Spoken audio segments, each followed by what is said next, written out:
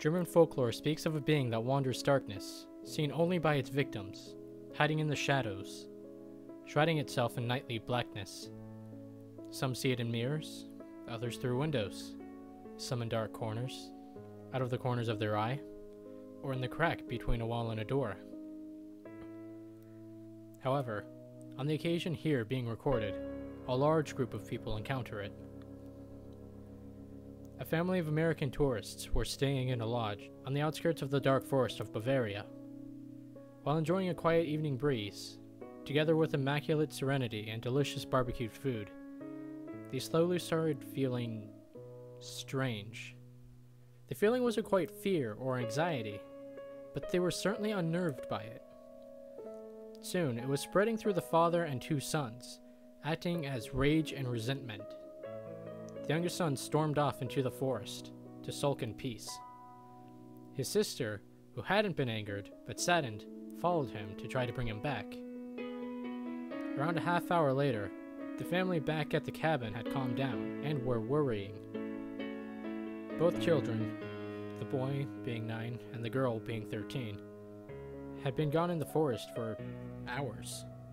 But just as the father was gathering a torch and a hired hunting rifle, a scream split the silence. Heart racing, torch on, the father and eldest son raced into the trees, leaving the mother to dial 112. Once in the forest, their sense of panic and unease increased, and continued to do so as they trekked into the increasingly oppressive foliage. The silence rang, the fog pressed up against them. The torch was on, but seemed not to be emitting any light. The dark was acting as though it were here alone. It could destroy light, as though it was attracted to that place. Then suddenly, the dark seemed to lift, and the torch beam revealed a clearing. The daughter was lying, spread-eagled in the middle of the floor.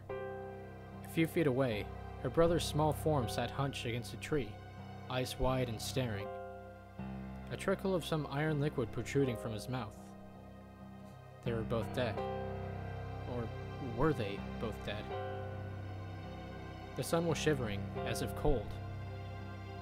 He looked up all of a sudden, staring at the two eldest. He smiled a wide, unnatural smile, and opened his mouth to speak. Only a faint gurgling sound came out. Then, his smile turned into a look of utmost horror. He was staring, as if transfixed, at a point some 3 feet to their right. They whirled around and saw a pair of gleaming black well-polished shoes beneath a pair of dark trousers. At the waist, a tailored suit, so black that it seemed not to be colored, but absorbing light around it. Around its neck was a fastened tie, which barely hid the white shirt, pale as the head above it. Then, well, perhaps in fear, their minds had blocked out what the face could possibly have been. Perhaps it was the fog intensifying around its head, or perhaps what they figured was true. This man had no face. The son screamed. The father simply stared, as the fog around them seemed to laugh, mocking them. Mechanically, the thing tilted its head to one side, as if sizing them up. We don't want to hurt you," said the father, his voice shaking. "That's a shame," replied the voice in the fog. "because I really want to hurt you."